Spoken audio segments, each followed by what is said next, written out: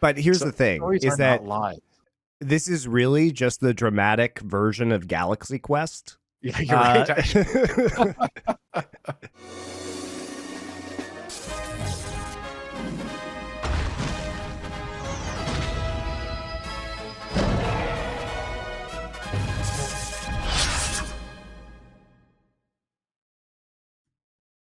Nerd Legion returns after a 1-week hiatus, thanks to Doa's moving.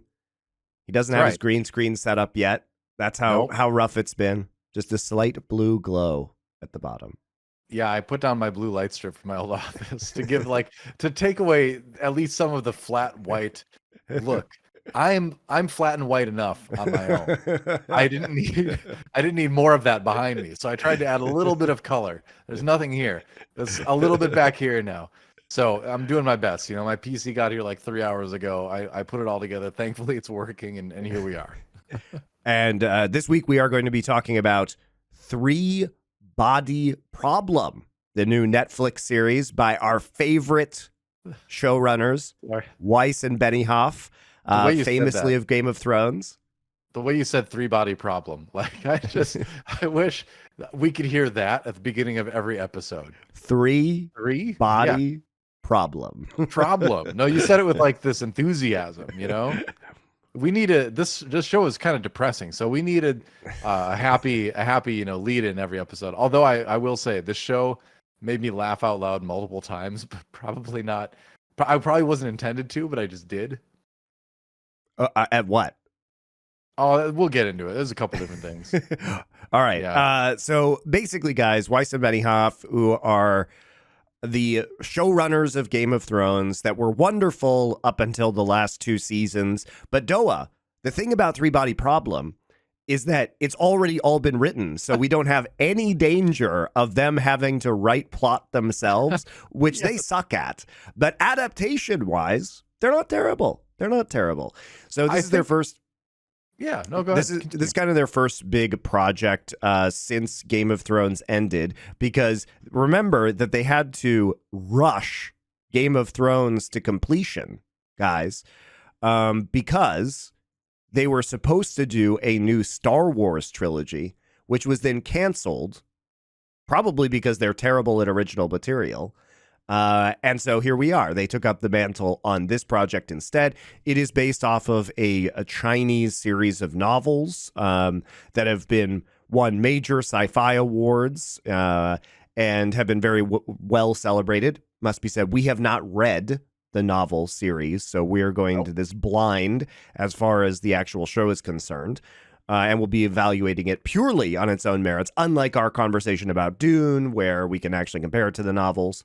Yeah. But this is an adaptation that has changed the setting. Now, the primary setting is in Oxford in England, as opposed to being a more Chinese focused, although there's still heavy, obviously, Chinese elements and the Cultural Revolution and central Chinese characters to this novel. But it also includes many of the actors from Game of Thrones, which is... Yeah. It's a Game of Thrones reunion. I mean, I guess if you're going to change the setting to a different continent, might as well bring back some actors you enjoyed working with the last time you worked on that continent. So, yeah, we got Liam Cunningham, Jonathan Pryce, John Bradley coming back, which we're 3 of probably my favorite actors in Game of Thrones. Liam Cunningham played Davos. Yeah, Sir Davos, the simp to the Targaryens. Well, I mean, no. Davos? No, he was the simp to the other Baratheon. Oh, that's right. Sorry, to Stannis. To to Stannis Baratheon until Baratheon burned his own daughter at the stake, and then Davos is like, nah, too spicy for me. I'm out. and then he I don't even remember where he went anymore. I haven't watched that show in a while. But we've also got Jonathan Pryce, who's probably one of my favorite character actors at this point, because he shows up in everything and he's always great. He was in Pirates of the Caribbean as the governor of that little colony there. Yeah, he was the Sparrow, the High Sparrow in Game of Thrones. That's right. What else was he in? Well, he played a pope recently as well. Has a knack for religious figures, apparently religious leaders in his roles, apparently. Well, I think what's so interesting about Jonathan Pryce as an actor is he has this kind of like sinister, understated quality, which is why he was so perfect as the High Sparrow. Is that he is kind of like pretend pious, and he really sells that well. Yeah, he seems like such a nice guy, and I'm sure he probably is, but there's always just a way when he looks at you that he can do that kind of crazy thing with his eyes. We're like, oh, this guy's actually terrifying. Yeah, he's actually like a psycho fanatic and, very mentally unwell, which, I mean, he does again here. This time he's basically a religious head of a cult who worships the incoming alien invasion. Which is an interesting twist, but it is kind of the same thing as this High Sparrow role in Game of Thrones. But I understand why they would cast him in this role. Yeah, and he didn't last as long as I was hoping he would. Spoiler alert. But the same goes for John Bradley, who played Samwell Tarly in Game of Thrones. I don't feel like I've seen him in a lot of stuff outside of that, but maybe he has been. I just haven't seen him in it. But like, he's great in this as sort of like the kind of nerd tech bro sort of guy. Has a very different approach to video games than his co-player in the game that we'll talk about later. But yeah, very entertaining and gone too soon from the show. Rip Jack. Jack is, yes. Jack, yeah. Rip Jack. Custom skins. I like it. Also, shout out to Rosalind Chow, who was Keiko O'Brien in Star Trek and is one of the main characters in this show. Right. Oh, you just How realized. did I miss that? Yeah. How did I miss that? Oh my gosh, she is. I have no idea how. Because you actually haven't seen her since the late '90s, Doa. That's why you hadn't seen her in 25 years since the end of Deep Space Nine. But she is Ye Wen-jae on this show, and she does a great job in the role. Yeah. So if you are an OG Star Trek fan, Rosalind Chow, Keiko O'Brien is one of the central characters in this. Yeah, she's great. Yeah.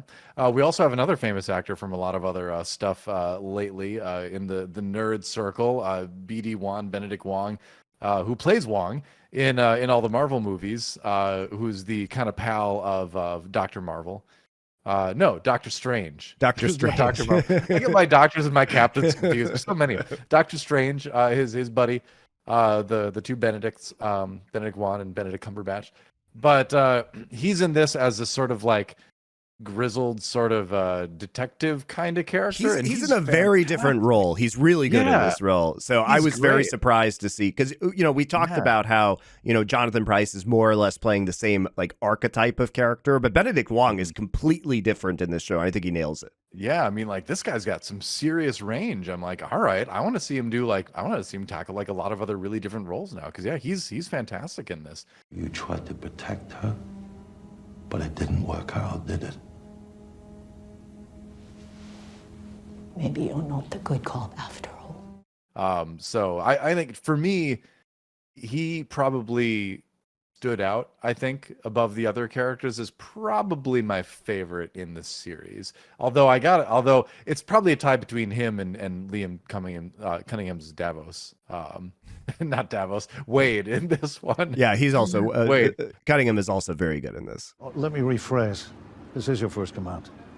Top man in your class at the Royal Naval College. Top man of the last 10 years. According to Admiral Kennan, you're the belle of the ball, aren't you? So if you're headhunting for MI5... I don't work for MI5. So that I think the casting really works. And the actors really work in this. It's just that I think the thrust of this is really that it's an entertaining show to a certain degree, but it is rather silly. I would say it's a pretty fun watch, but it's definitely not at the same quality as some of the other works that, it's not the kind of art that we might have expected from Dune or Shogun that we've done in our last two episodes, or Blue Eye Samurai. It is more just kind of pop culture pabulum, and it has some fun elements and the production value is high, but it's not particularly deep, or I would even argue emotionally impactful in many ways.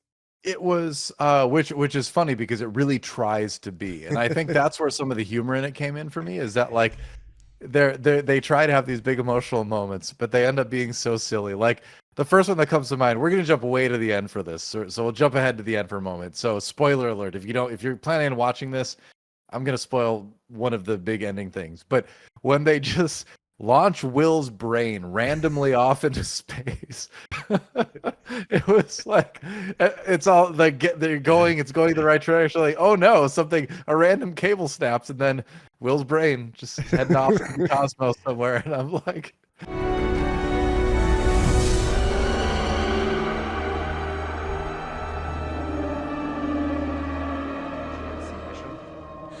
Can you confirm these readings with the Doppler from Greenbank? Attitude, mission. Are you able to confirm any of this in the IMU data? But we know it's coming back. That's the sad thing, is that of course it's coming back. Of course it will. Like we haven't read the books. Keep in mind, we haven't read the books, but of course he's gonna find like a different alien race that's gonna help him out, and they're gonna be like, oh, it turns out the Santi are our enemies. We'll help you out, Will Brain. We'll rebuild him harder, better, faster, stronger. Or the Santi will just like go out of their way to collect it because they have the information about where the brain is going. Right. That's true. They could be like, oh, we'll just jet over here and catch him, but they're only moving at 1% the speed of light speed. So that's a big deviation. That looked like a pretty big like change in angle. So I don't know if they're going to be able to do that. But either way, like when everyone's like very sad about it in the show, obviously it's like it's really trying to be one of those very emotional moments, it seems like. Yeah. But I was laughing so hard because just like the idea of it, where it's just like, oh no, we've actually launched our friend's cryogenically frozen brain into who knows where in deep space. Let's just start by complaining about the Will story arc, which is just horrendous. Sure. Because so basically, let's get into the premise of this show before we start our list of grievances. Is that essentially, if you're planning on watching this show, it is about a group of friends in Oxford, England, who are young physicists, or they all are old pals from back in the day. I think they went to Oxford together is the implication. And now they have started different careers. So Jack, who is played by the same actor who did Samwell Tarly in Game of Thrones, has like a snack empire. So he's taken his science skills and applied them into creating junk food, basically. And he's been enormously successful, and he's the richest one. Will, one of the friends, has become a physics teacher. Some of the other ones are active physicists working on particle physics at colliders, which is part of the story. Saul.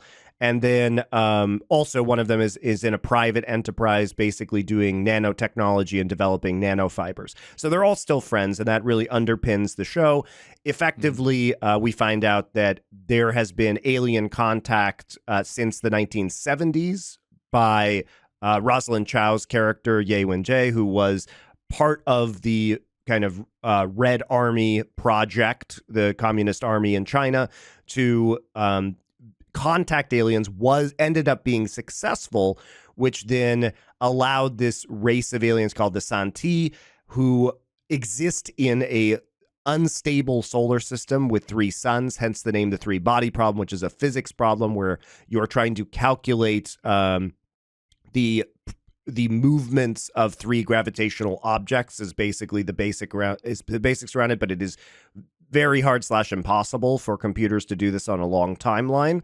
And so they are looking for a new homeworld and are effectively en route to Earth after exchanging messages, which took years to kind of go back and forth thanks to the limitations of the speed of light. They have effectively built a giant fleet and will be at Earth in 400 years, but have arrived early because they have sent computers the size of protons that basically fuck with Earth and can generate illusions and stop scientific research, because there is a fear that the Santi, which are the alien race, have, which is that if effectively in those 400 years humans will develop technology in order to stop the invasion from happening. Because we develop technology. Cool. Yeah, it's a very cool idea. Like that's a really neat concept. That they're messing with our science because they realize that humanity develops so quickly that by the time they get there, humanity might be technologically advanced enough to fight them toe to toe. Which or just completely crush them. Yeah, which is a super neat concept for science fiction. So like some things in the show I really get behind like that. I like the overall premise for the show a lot. It will be 400 years before we reach you. By the time we do, you will have long surpassed us. You will destroy our fleet, and then come back and destroy our world to make sure we never threaten you again. This is not a conquest. It is a funeral procession. Unless you figure out a way to disarm us. Yes. It is like very hard sci-fi, guys, which is like the difference between like hard sci-fi and soft sci-fi is hard sci-fi is very much, intentionally rooted in hard sciences. And this is 100% all about the physics. It focuses a lot on the science behind things, tries to make it plausible. A lot of the show is concerned with how do we solve physics problems, such as launching Will's brain into space with 300 nukes, which is like a very fun idea. And It's also, neat. I mean, Yeah. Explanations about the three-body problem and how it's created instability on the aliens' homeworld, which has led to them developing science much slower, which is why they have a fear of humanity developing science in a stable planet, why the aliens would be coming here in the first place.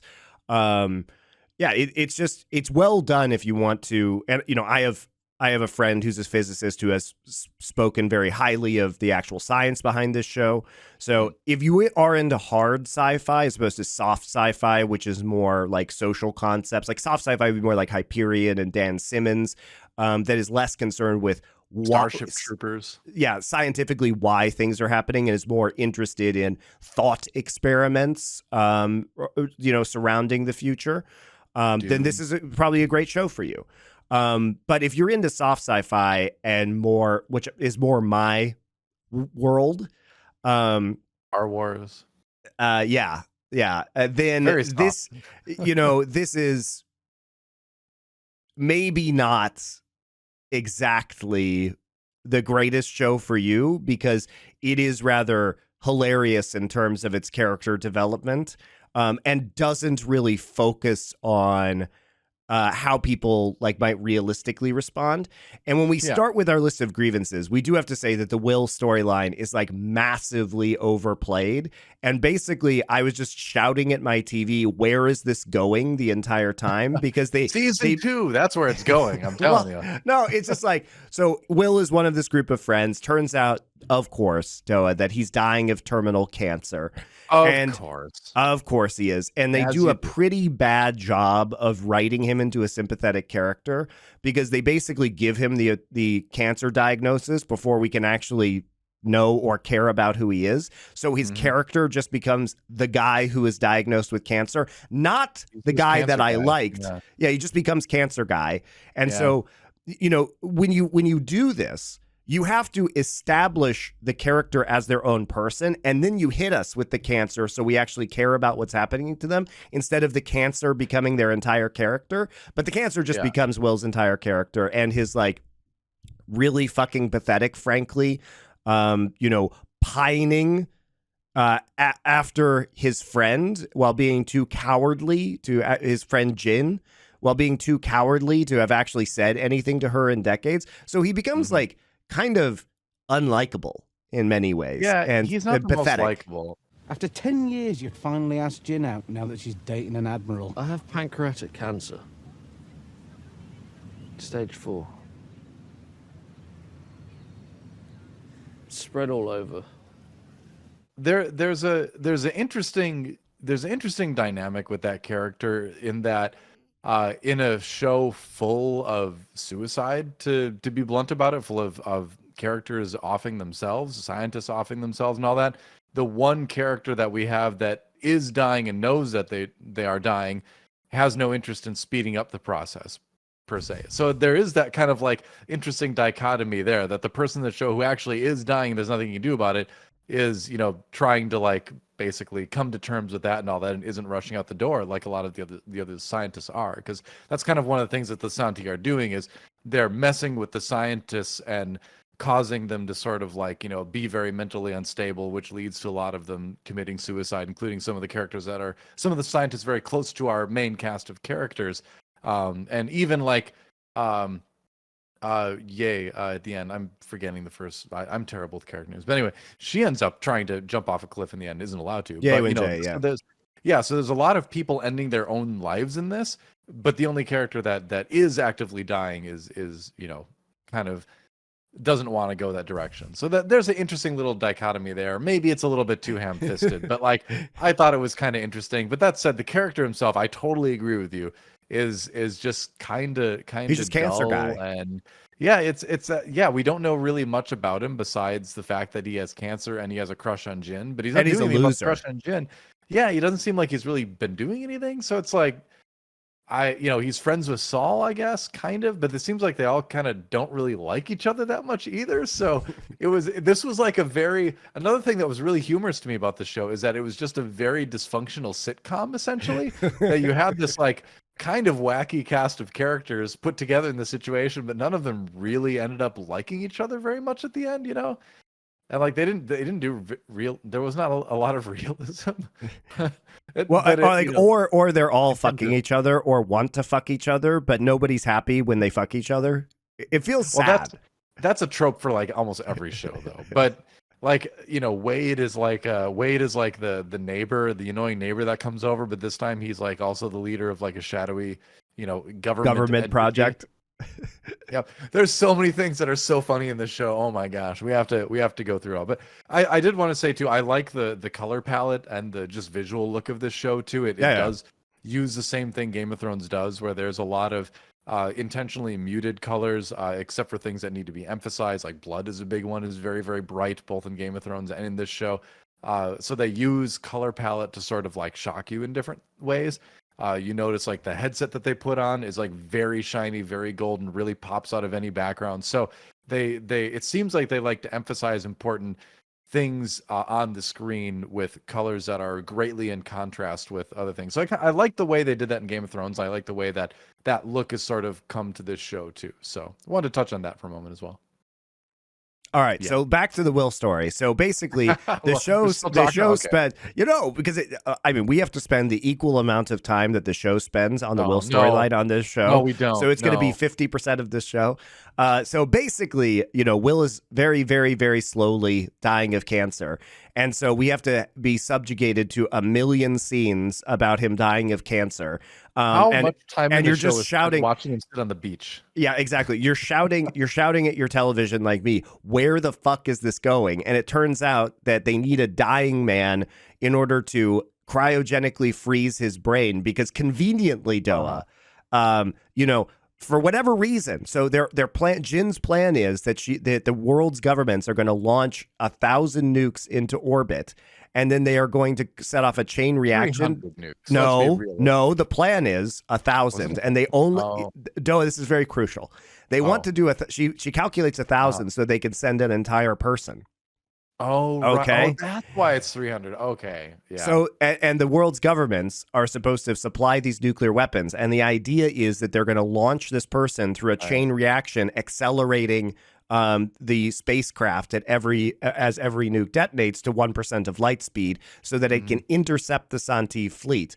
And they're hoping that the Santi pick up this person and then they can learn something about it. It's not really actually clear how this would function because they're like, we have a man on the inside, Monty. Weren't you listening to Wade? We've got a man on the inside. But the man on the inside is going to be controlled by the Santi. And as Saul points out, might just be tortured forever, which is really grim. Anyway, but Doa, for whatever reason, even though the world's governments understand this is a crisis, for reasons that are not explained, they only get 300 nukes into orbit, which then means they want to hold on to them. That they only have enough for a smaller payload to reach 1% of light speed, which means that it can only be somebody's brain. Now, who would be crazy enough to put only their brain? It has to be somebody who's already dying, of course. But Noah, it also has to be somebody who knows physics. So they have to find a dying man who knows physics, and therefore Will is the only person available, and he volunteers for this mission to get his brain frozen and then launched into space as he's dying of terminal cancer. I think Wade, So obviously, I think Wade poisoned him. I think Wade gave him cancer. He knew he'd do it. Wade's behind it all. but obviously, guys, this is just so ham-fisted because every step of this is just designed to get Will into this position. So it just ends up being incredibly contrived. And because his brain goes off course as the spacecraft breaks as it's accelerating with the nuclear weapons, For we the just third one, know- by the way, third one, like 1% of their plan worked essentially because it was like a third nuke. That's when like one of the cables broke. I'm like, really?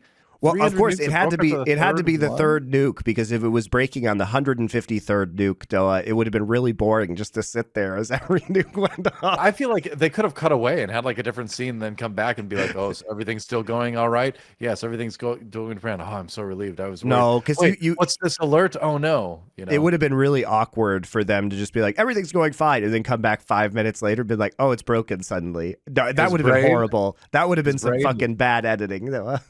Yeah. Well, I mean, you could have a little dialogue scene, and then I wonder how Will's brain is doing. It's still out there, but like it wouldn't have been as long as you think because you have the mistaken scientific assumption that there's the same amount of time between each nuke detonation. No, that's not the case because as each nuke accelerates the Starcraft, they would have to detonate the next nuke a little bit sooner, right? Because No, the it same depends on the distance between the nukes. You could actually space Oh, them they out. could have. That's true. They could have put the nukes. Well, no, it'd be way more convenient to change the timing than the spacing, though. That's probably true. Yeah. Come on, be realistic about this. By the way, the nukes that didn't get detonated, do those countries just get them back? Are they like, well, No, they're just in space now, dude. have our nukes back? Hey, save those there. Maybe the Santi will fly into them. It's probably cheaper to build new nukes rather than just try and retrieve them from far orbit, right? I can't imagine anything is ever going to go wrong with 297 nukes flying around in space, hanging out there. Yeah, that's fine. That's fine. That'll probably come around too. You know, Doa, I have a feeling that those 297 nukes are going to be part of a new plan to defeat the Santi fleet when it totally. arrives. At the end of season 2, they'll be like, wait, are those nukes still out there? And Will's brain will be like, affirmative. Oh my gosh, Will's brain. We got to use those nukes. When Robo Will returns. So I'm just glad because here's the thing, Doa. In season 2, this show might actually be more watchable and better because Will is just in space now where we don't have to watch him anymore. It'll be like they'll just show the ship and it'll just because we'll just go to like a cut inside of Will's brain and he'll just be sitting on that beach and he'll have imaginary dream conversations with people. No. be So here's my question, Doa. Yeah. Why do we have to watch all of these shows that are centered around deeply unlikable characters like Monarch, Legacy of Monsters, and this show? It's like they took all of the characters in this show. They picked the one that was the most unlikable, which is Will, and then dedicated half the show to Will. Because we can't have good guys anymore. We can't have like legitimately altruistic like good characters. Everyone has to be like the tortured hero or the they're an anti-hero or something. Like think about Shogun too, right? I mean, there's a lot of Power Ranger people. Our protagonist is still a pirate. He was just out there raiding and stuff like that, right? I mean, like where have all the noble protagonists gone? Well, to be fair, he was raiding the Catholics who deserved it. So, oh well, that makes it all better. Lost all our Catholic viewership. Thanks a lot. They know they deserved it. We're not believers in this house. We're scientists. Remember that line? Did she ever ask you about God? We're not believers in this house. We're scientists. I'm like, I don't know. I'm pretty sure that science and religion kind of went together for a long. There was a lot of people that thought it brought them closer to divinity to understand it. But we can have that opinion, I suppose. But that's a whole different podcast. But anyway, this show. So that there are ridiculous things about this show. Let's get into some of the things that are actually legitimately fun about this show. Because overall, I had a net positive experience watching the show, and I would watch a second season. So Me it too. is. It was enjoyable. It's like even the bad bits, like the Will's brain shit, are like weirdly enjoyable because it's like hilariously stupid and That's like what it's fun. baffles me about the show is that I can identify so many things that I think are bad about the show, and yet I enjoyed it. I really enjoyed a lot of things about it, and the entertainment I got from it, even though it was not necessarily the way they meant for me to be entertained, was enough that I will come back for another season. Yeah. And let's talk about one of the better elements, which is the game element of it. So one of the aspects of this show is that there is a mysterious VR video game with the shiny gold headset that Doa mentioned earlier. And this headset is like super advanced technology that doesn't seem to have monitors or need to be recharged. And it's given to the scientists. It's Santi technology that is given to various scientists and people around the world as part of a test in order to induct them into a secret society. It's like Scientology, where you actually, achieve higher levels until they reveal the truth about aliens to you. It's actually exactly like Scientology when you come to think Only about it's it. real in this universe. Yeah. I think the Scientologists also believe that that is real. They think it's real. So I thought of it as sort of like a sinister version of that movie from the 80s, The Last Starfighter. Did you ever watch that? It's a great movie. Yeah. So there's a guy that plays an arcade machine out at his trailer park that he lives at, and it turns out the space like piloting arcade machine game is secretly like a test to find like someone who's skilled enough to join this actual like it's Ender's Game basically. Yeah, kind of, but in a much more like Star Wars-y kind of way, where it's much more lighthearted. But they're trying to find a good pilots to fight in this intergalactic war, and they do it by dropping these video game machines into trailer parks, apparently. But they find someone, and he becomes the last starfighter, and it's a pretty entertaining movie. So this was kind of like that, only at the end you are offered to join a cult, and if you say no, they kill you. And they're probably coming to destroy your world anyway, so the reward's not as great. But the video game sequences were fucking cool, Doa. I think, the world that they presented and the fact that it like changed culture depending on who was operating it. So it was like ancient China for Jin, and then for Jack, it was Tudor England. Sir Jack Rooney. You need to choose a better name. And the costuming was great. And I think like the premises of the game was very interesting, and the way that they solved the issues and the problems within the game. All of those sequences I thought were incredibly compelling. And it was just a very cool idea as a test to see, who would understand the fundamental issues that the aliens were facing. Because it's also just insidious propaganda, Doa. Because by putting sympathetic NPCs in that game, by playing this game, you are getting emotional attachments to the people whose worlds are getting destroyed. And so therefore, as you play the game more, you are becoming more sympathetic to the Santi, which basically primes you to become part of their cult to help them be the vanguard of their conquest and basically, the fifth column of their invasion on Earth. So it is super fun to see how they use the video games in order to accomplish that goal as a tool of brainwashing. And it's great. Like, it's all of those sequences are really well done. I agree. They were much better than the actual sequences of real video games in the show, where the one where Benedict Wong's son is clearly playing Mortal Kombat 1 and like dying to Nightwolf. What's his name? Nightwolf, yeah. And then he keeps telling his dad it's like the Heart Snatcher. It's pretending it's like a single player game or something. And they're doing that thing I hate, where when someone's playing a video game in the show, they're like making those hand motions, and like he keeps looking down at the controller like he's forgetting where the buttons are or something. Like, I mean, come on. Like, it's 2024 at this point. We can portray people playing video games realistically at this point. We all play video games. Nobody's buying into like, this is how video games are played. And the Heart Snatcher. It's like everyone knows that's Mortal Kombat. Like, everyone who's watching Three Body Problem knows that's Mortal Kombat. Tell me I'm wrong, So just call it what it is, or think of a different game, or hey, you've created all these other great CG scenes. Make a little CG sequence for your fake game in the show, But none of this fakey game playing, taking one game, calling it a different thing. Like, it just takes me out of it. It should take you out of it too, if you're a real gamer.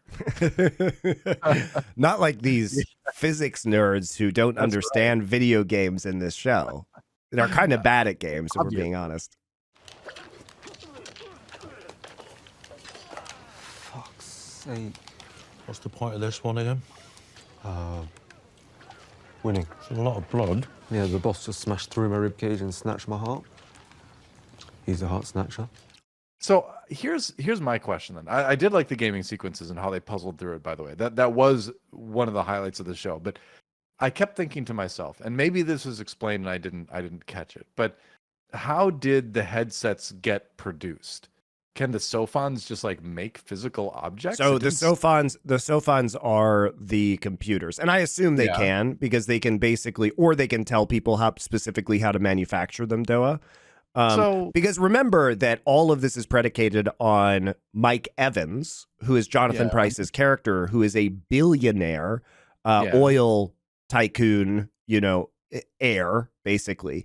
And so he's the one who has the crazy cult tanker that is going around the world, and he's the one who's directly communicating with the aliens, and he's the one who's basically, the enabler of their plot on Earth. Until he isn't, which is a very fun twist, by the way. That's actually one of the best parts of this. And so I would imagine that he has the financial wherewithal to be able to fund these projects, or the Sophons, which are the tiny proton computers in 11 dimensions of space or whatever, are able to, in fact, manufacture them themselves.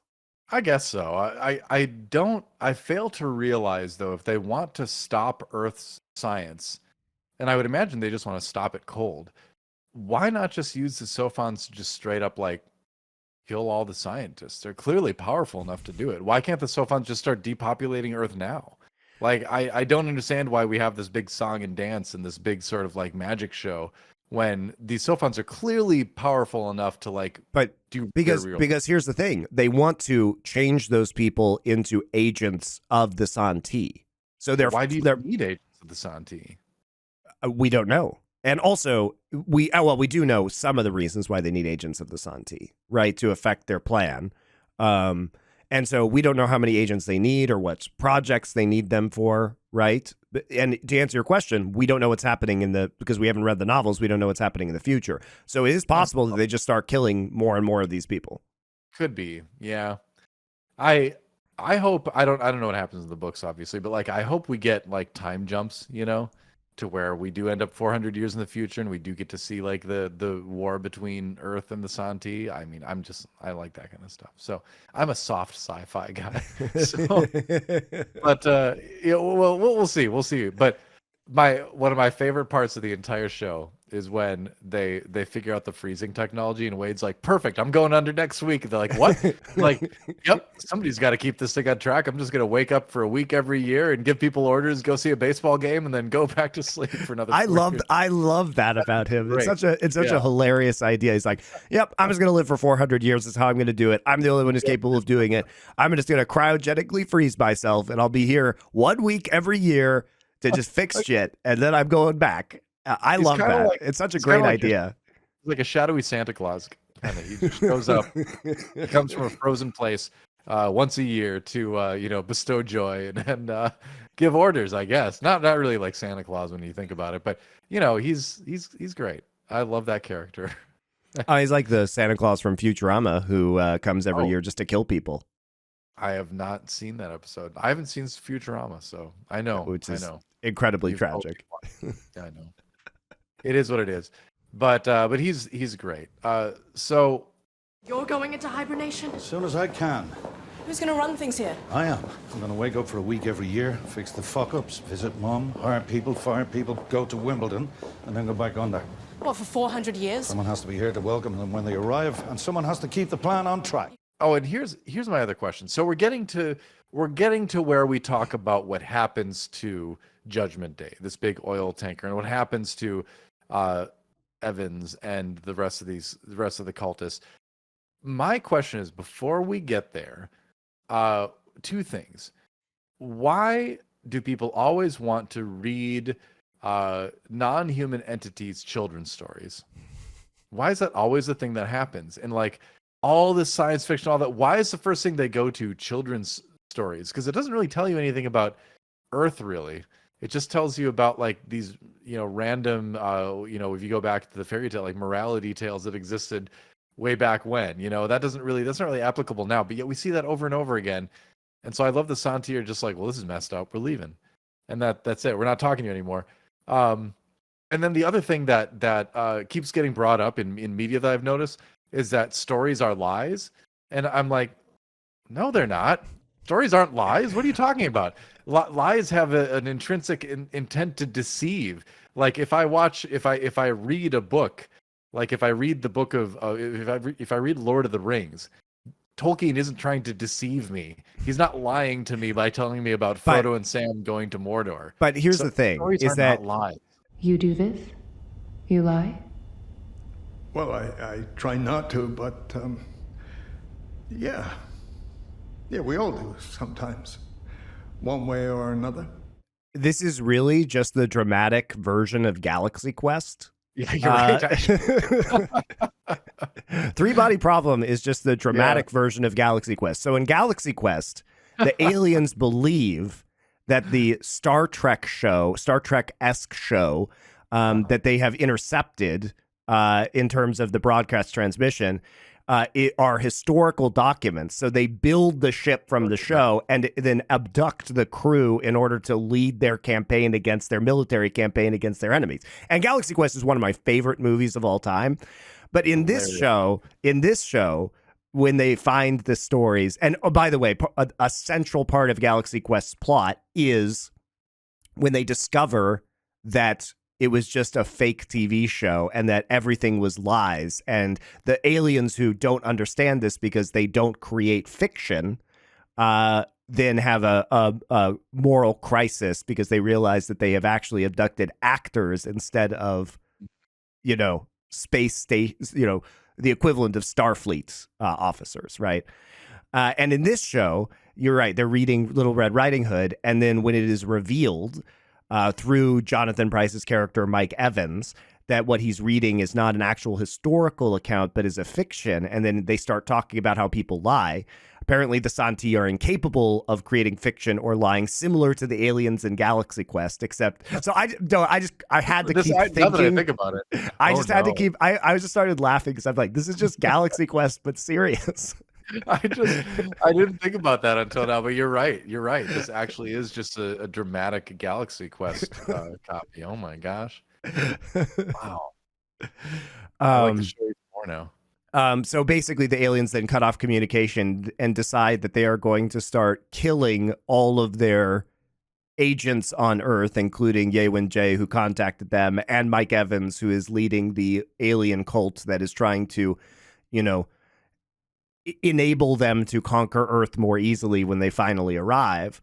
And then they just stop talking to people, which I love this concept, honestly. Like, if you are actually incapable of writing fiction, the danger that humanity would present to you is enormous because basically you can't trust anyone at that point in time. So I totally get the Santi's perspective in that they realize that in net balance, they can't know, because the central part of this show is that the Santi can know everything that's said or each piece of work that's going on, but they can't know what people are thinking. So they could be deceived at any time, which is the advantage that humanity takes, because at the very end of the show, that's when they have they empower the people to do whatever the hell they want. But these people are not. Yes. We'll get into that later.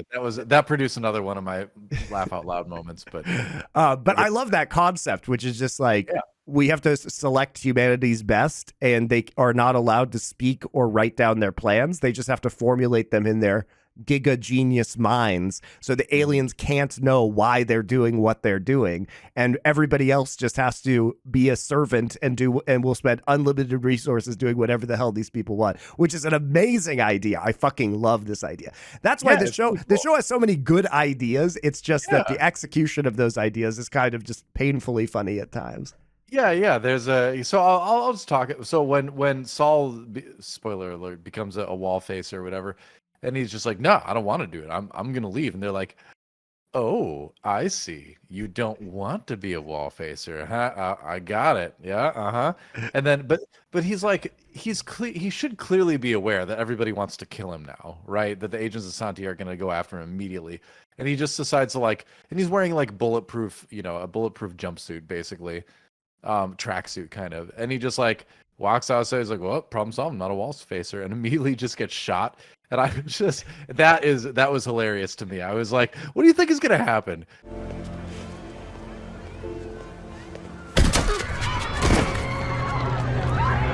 But I love that they didn't even wait for it. They just had him walk out the door, and he immediately just gets shot. Yeah, like fine. As he's walking out of the United Nations in New York City, which is great. By the way, I actually think this is one of the strongest parts of the show because they don't waste any time, and it's clear that, you know, the aliens are trying to murder these people immediately and they require security. And it is extremely funny to have these scenes where he's like, I don't want to be a Wallfacer, but he's like, good, yeah. Let those aliens think you're not doing it. Yep. Great deception. And then they just do whatever the hell he wants anyway. It's absolutely wonderful because you just realize that Saul has been given no choice. And the way that Saul's actor works with this too, he's just so good in this part. And the other characters like Benedict Wong are so funny to watch interact with him. And I think it just creates these great comedy moments. And in this case, they are intentional and they're very well done. You want to see the guy that tried to kill you? Why? Know your enemy? Didn't Sun Tzu say that? I don't know. I'm from Manchester. That is intentional. I don't think it was funny to have him I don't think I was supposed to laugh when he got shot right away. Oh, of course you were, Doa. It's like so funny.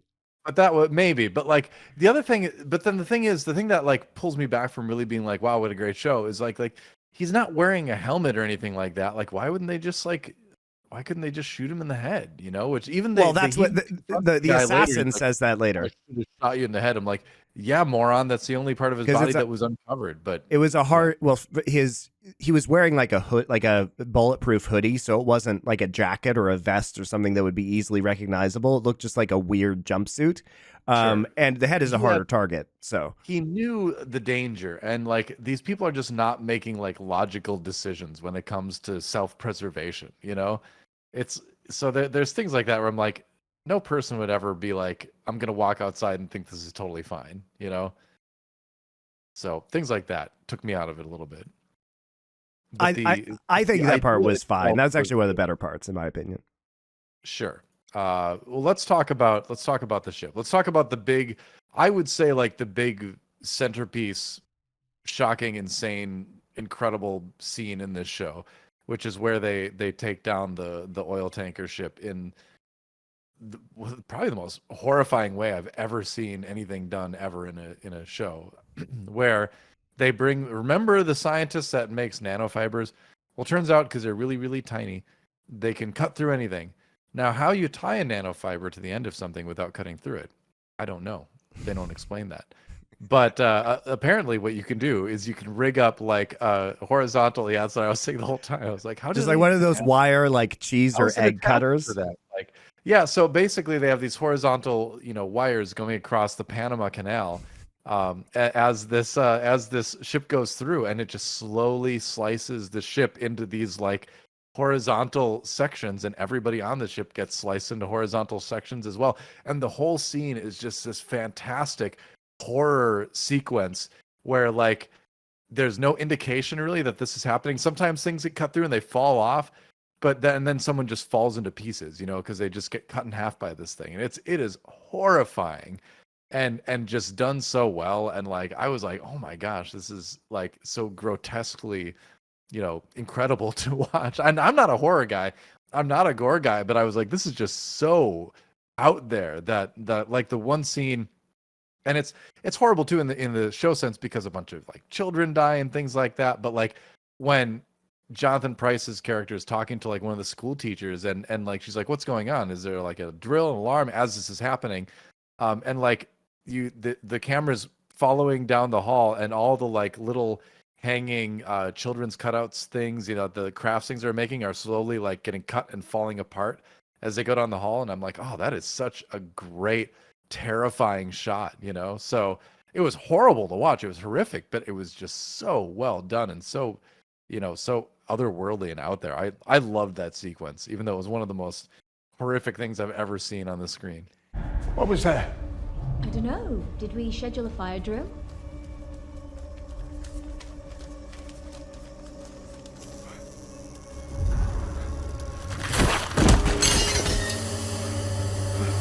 I think that sequence is enough reason to watch this show on its own because it is so memorable and so well done and so iconic that it's going to stick with me for the rest of my life. You know what I mean? And like the way they set it up and the way they execute it is so good. And the reason why they're doing it this way, guys, is because, and they formulate this plan, is because they're trying to save the data that is on this ship, and they know that any kind of conventional attack will result in people destroying that data. And if they do, you know, whether they kind of send squads onto the ship, the people themselves will go to this data and destroy it about the aliens before they can get it. And they need the logs of the conversations. And if they just shoot it or blow up the tanker, then it might damage the drives that have this data. So this plan basically means that because these nanofilaments are so small, the odds that it actually destroys the hard drive that they need are not zero, but low. And also any damage that they do will potentially be repairable because it just does such a clean slice that you could theoretically put I would assume you could put it back together. Now, this does fall apart a little bit, Doa, when the tanker then crashes into the bank at the Panama Canal and gets on fire, which means I was like, okay, so why couldn't we just shoot this with missiles in the first place, right? But we'll ignore that and just say maybe that was an unintended thing, you know? They thought it would just float through and just stop or something. I don't know. But yeah, but it is just a amazing sequence, whereas like, you know what's going to happen and it just looks like nothing's happening at first, and they have that great moment where they're like, it's not working, and then the character who created the nanofiber is like, it is. And you're like, oh, and you're like, oh no. And yeah, then all the horror unfolds, you know. It's not working.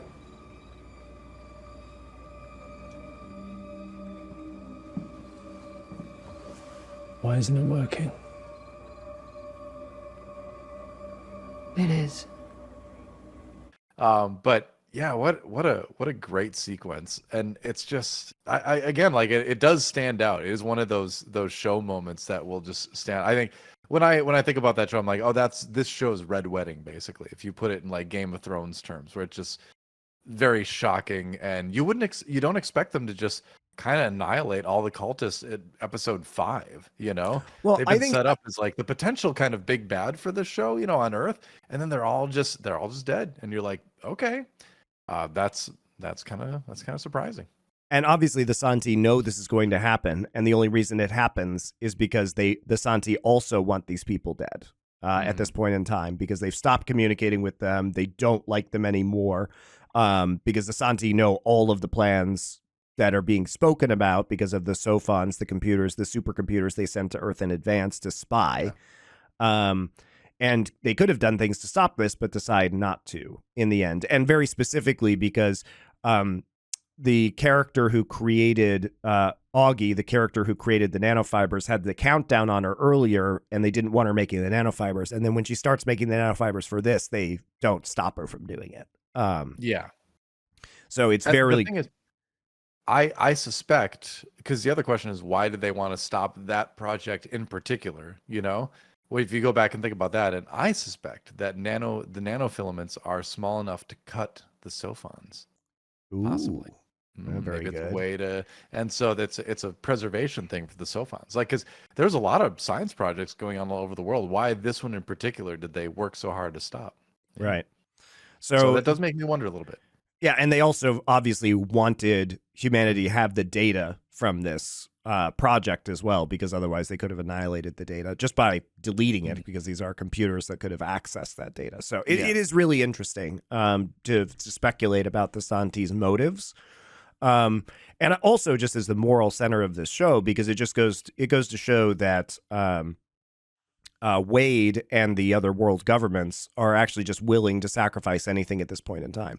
And there are further echoes of, I mean, this does have a lot of echoes of Scientology in general, from the like worship of the alien overlords to the tanker, the Judgment Day, that is just traveling around the world, which is very similar to obviously Scientology with the Trade Winds, which is their weird ass cruise ship, and Sea Org. So there are big Scientology links here. Just cultists on the ocean for some reason. Yeah, they're just out there, just love the ocean, you know, and what is Right. it called, non-territorial waters or something? I don't know. And even though it's definitely true that Mike Evans and the adults who are working on this project are traitors to the human race, the question becomes there's a bunch of teachers and children and other people who have been, you know, who don't have the choice of being on this ship. I mean, the teachers do, the adults do. They're just brainwashed into this cult. And like the cult isn't even unreasonable if you think about it, because these are people doing the logical thing, which is to try and stay alive, or try and like, they think they're doing the right thing because these aliens that are coming are so technologically overwhelming. Yeah. And the reason why Ye-Wen Jay and Mike Evans want these aliens here is because the argument is that humanity is too fucked up to stop itself from doing things like the Chinese Cultural Revolution or destroying the environment. And so they hope, you know, their hope is that the Santi will solve these problems, unify humanity, and prevent ecological destruction. So their motivations are actually noble in essence. And if you really had that pessimistic view of humanity, you can understand why they would be trying to facilitate a future where the Santi came and were welcomed in their conquest, because you believe that this will be fundamentally a good thing. But there's no evidence that they're not just gonna kill everybody and become horrible overlords. Or see the value in humanity. And indeed, by the end, it is like, all humans must be destroyed. Sure. And who are these people? Who are these humans to like make that choice for the rest of course. the world? You know, so there's obviously, you know, that too, where it's like, oh, hey, I didn't tell you it was okay to invite the aliens to come over and take the entire planet, you know? But yeah, but there, yeah, obviously that's part of the shocking aspect of it, is that, you know, there's all these, you know, innocent people on the ship too that die because of this. And obviously that becomes a big problem for the character that created the nanofibers. Well, at least for an episode or two, until her friend really talks her into helping launch Will's brain into space. Then like, all right, I'll come back. Sure. You know, why not? Because clearly Wade, the person who just used the nanofibers to kill 1,000 people, is never going to use the nanofibers again to do anything destructive. It's just going to be a sale. Don't worry about it. Like that was something where I was a little bit like, really, Augie? Really? You're coming back that fast? You know? I mean, I guess we had to do it for the plot. You know, it had to move the story along to have her to come back and help build the sale. But another thing, it's another example of, I don't think a person would realistically make that choice, you know, even in the face of all this other stuff that's just like too much trauma to pile on a character and then expect them to suddenly change their mind that quickly. Those stretch my suspension of disbelief a little bit too much. And there was there's multiple things like that in the show. It's another example of that. But hey, it's sure entertaining. So yeah, that's why I kind of like this show, because I was entertained. So all that other stuff, I don't mind, you know. As long as you don't think about this show, the actors really carry it, and like there's such fun concepts in it, and it is, I think, intellectually stimulating in the way that like it poses a lot of very cool what ifs, that make you want to discuss it. Yeah. So that's why it's fun. So the ship is destroyed. Kind of in the process of all this happening, it's sort of revealed to the world that the aliens are coming. They put a big eye in the sky to stare at everybody and make them uncomfortable for a little while, and that freaks people out.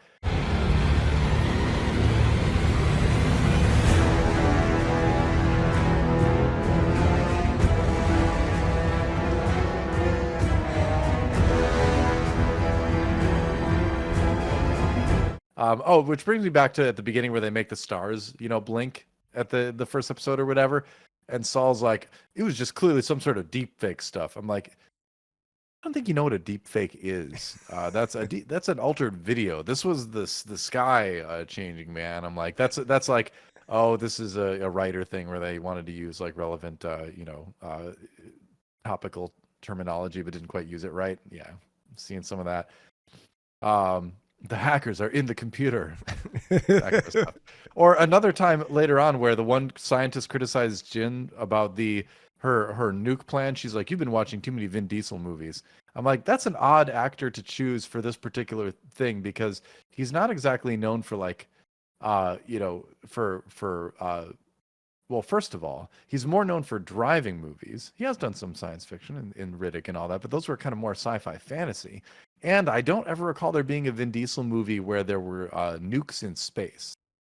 Now, in Fast and the Furious 9, a couple of them did go to space temporarily, but that was to disable something on a satellite, not any sort of thing with a nuclear weapon. So I think she might be thinking of somebody else, but Vin Diesel seemed like an odd actor choice to zero in on for what movies Jin's been watching too many of. I just had to say that stood out to me.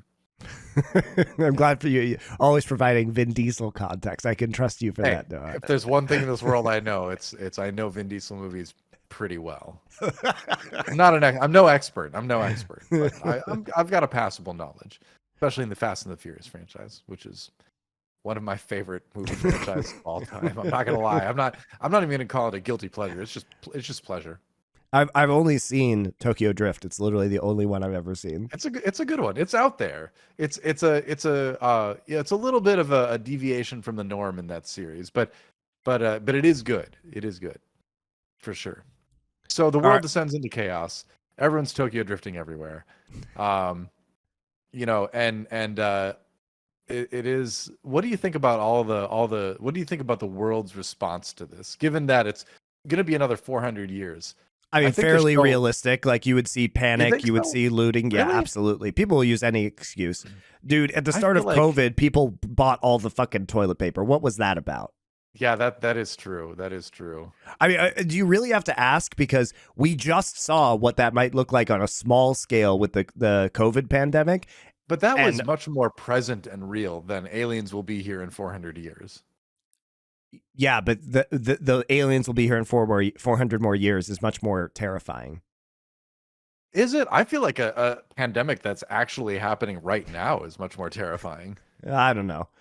I think it was a little bit overblown, but well, it's also they're going to be Doa. There's a difference also between they're going to be here in 400 years and they're literally fucking with us right now by putting eyes in the sky. That is terrifying. So they might not be here for 400 years. You underestimate humanity's capacity for apathy, I think. But the thing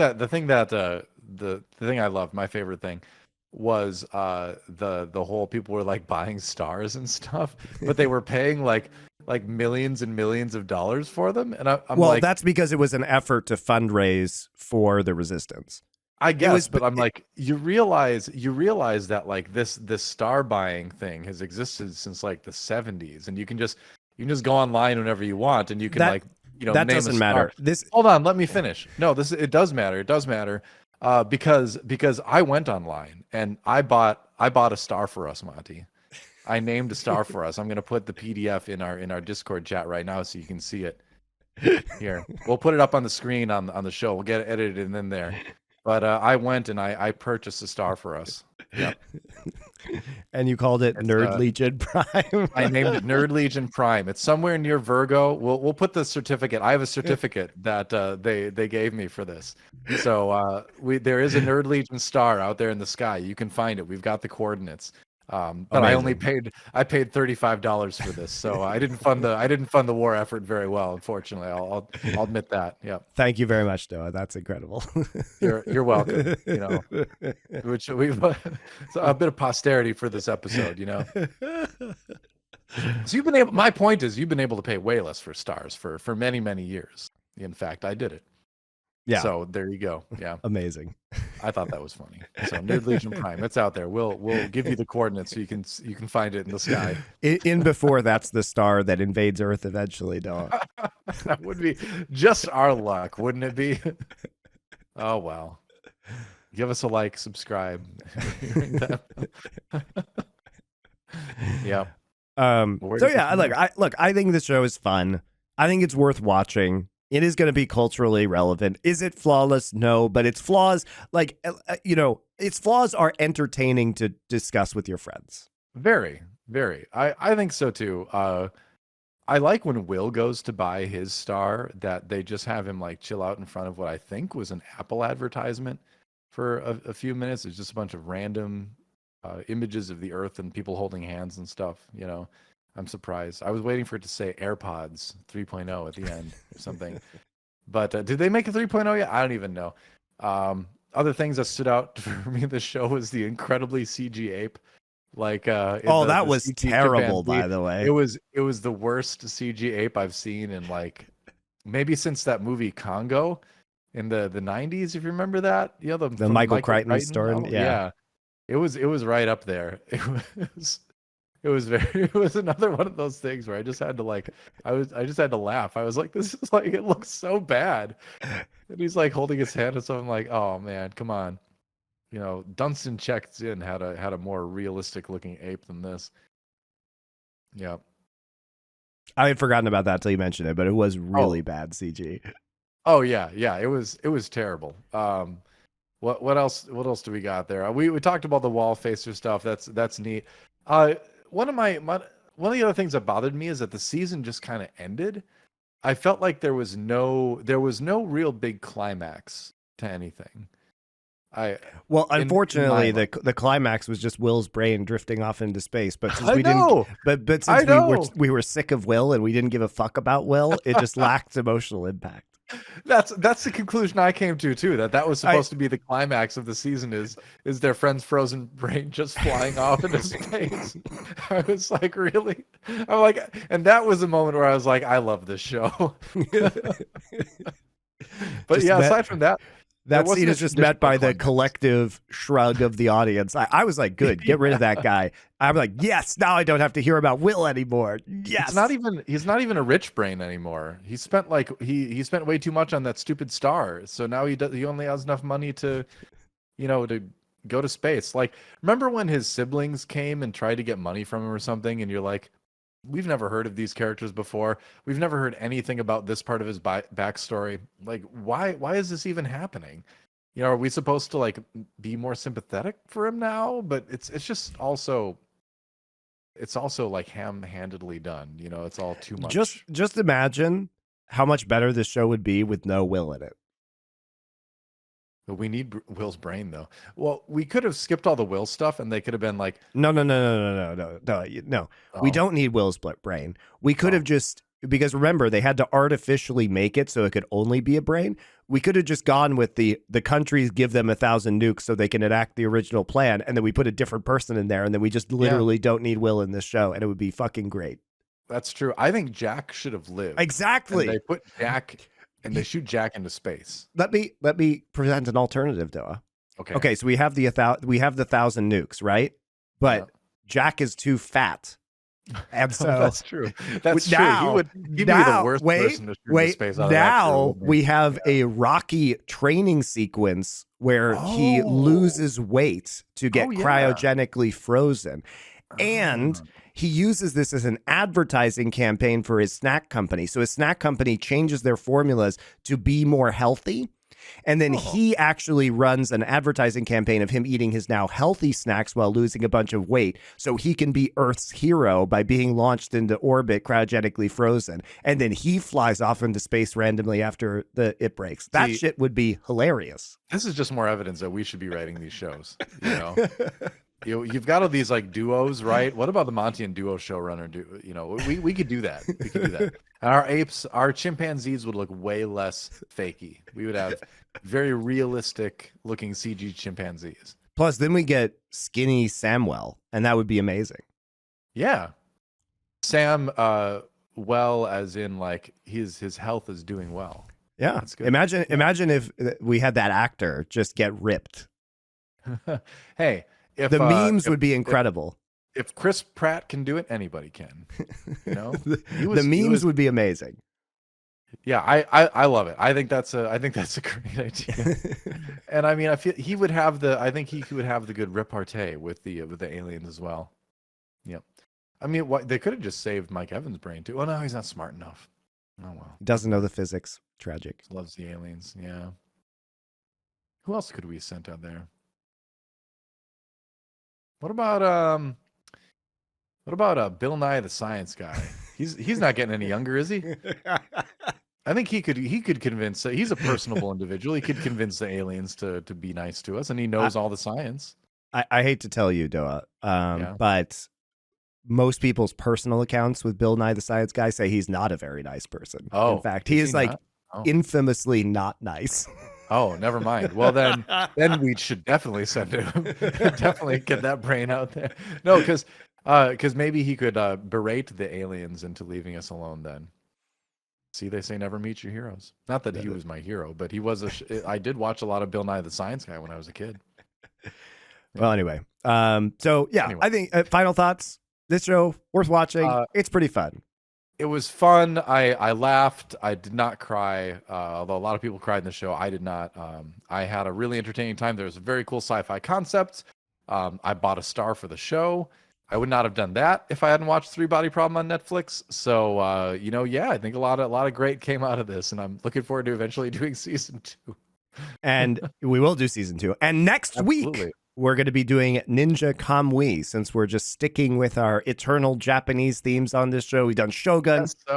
We've done Monarch, Legacy of Monsters. We've done 3 Blue Eye Samurai. Yep. And now we'll do Ninja Kamui for you guys, which is a bit more a fringe show, but I've heard is quite good. So I'm looking forward to watching it. And then after that, though, we will return to the garbage with Rebel Moon 2. Hey, who knows? It might be great. It can't be great. It might be a fantastic film. Well, I saw the trailer and it doesn't look like it's going to be. But we're going to have a lot of fun talking about it anyway. All right. We'll see you next week. Ninja Kamui.